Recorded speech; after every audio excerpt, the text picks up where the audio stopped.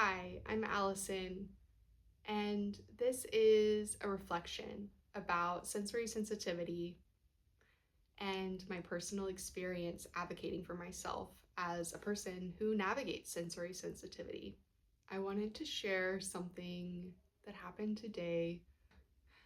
I'm a person who has some sensory sensitivity, so loud noises, bright lights, a lot of movements and colors can cause me to feel a bit overwhelmed, a bit distracted, and kind of pull me out of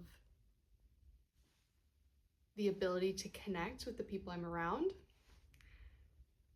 I went to a restaurant today with my husband, and we were really looking forward to it. We were gonna eat breakfast together, and the waitress or the hostess sat us down at a booth that was near the back of the restaurant by this kitchen, and this kitchen is like kind of an open kitchen. And it was interesting because when I sat down, the lighting like really kind of blinded me at first. And I noticed that there were a lot of things happening. So there was like a song playing in the background. I think it was like Whitney Houston's I Will Always Love You was playing in the background, and I could hear the forks and knives and kind of the little bangings and the voices from the kitchen. And I just remember like feeling very pulled away from my husband. Like I was very distracted and uncomfortable. Like I felt discomfort in my body when I was sitting at this booth. And I kind of told my husband, like, oh, it's a bit loud. Do you think it's a bit loud? And he was like, oh, not really. It's okay. And I'm like, okay. And I thought about it, and I was like, immediately I felt concerned about the fact that I knew I was uncomfortable. I knew I wanted to move to a different place, to sit in a different place in the restaurant. But I was really concerned about how that inconvenience would affect my husband, how it would affect the wait staff, the hostess, and I just didn't want to also come across as asking for more than what was necessary. Kind of like putting people out, essentially. And so I kind of like turned to my husband, I'm like, it's pretty uncomfortable for me. Like I think the thing was like I was playing out in my mind what it would mean if I stayed. Like if I just kind of pushed through, and it would mean that like the whole time I'm trying to connect and like eat a meal and enjoy like the flavors of the food and like the things my husband's saying, I would just be distracted. I would be pulled away, you know?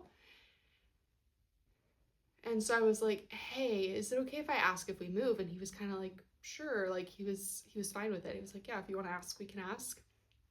So I went to the hostess and I was like, hey, it's kind of loud where we're sitting. Is it okay if we sit over here, kind of farther away from the kitchen?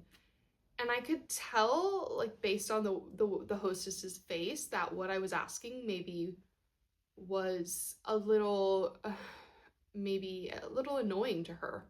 Like, I think she maybe was a little bit annoyed by the fact that I was asking this, you know? But I just said, I was like, I have some sensory sensitivities, and it would be really better for me if I could sit over here. And I noticed that when I just clarified what I needed, she was like, okay. And she's like, of course, you can sit over here. So we moved, and first of all, immediately I felt better. Like, and it was so interesting because I could feel just like the difference in my body whenever there wasn't so much noise to be processing. Like, I was just more present. I was smiling. I felt excited about ordering food. And so we ordered our food, and it was really kind of a beautiful thing because the waiter who waited on us was so attentive and nice and like made the experience feel really good. Like, and it just like the whole energy of the experience shifted. And it just like really reminds me of the importance of advocating for yourself. It's like the reality is like my husband, those hostesses may never know what that feels like for me to be sitting in a restaurant completely overstimulated, not enjoying my food. They may never know what that feels like. You know, like they may never understand how that's like affecting me. And it's affecting me. It's affecting my ability to enjoy life, to enjoy my husband, to enjoy this moment, you know? And like, I think by just advocating for myself, by speaking up, for kind of putting people out, a little bit annoying people, it really shifted the dynamic.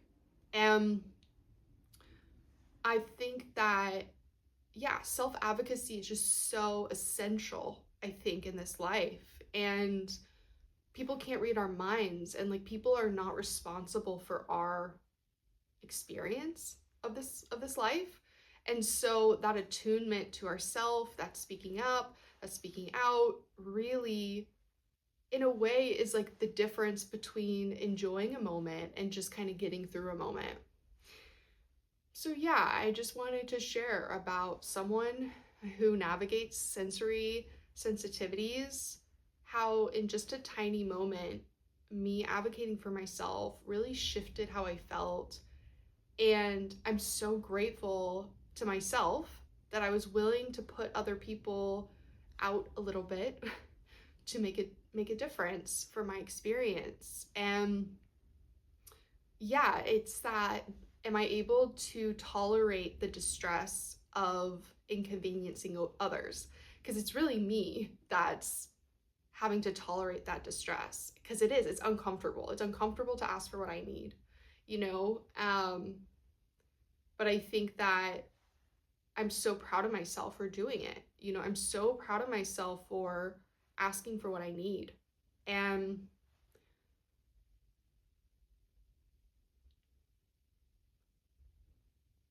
yeah, I just think like life is so short.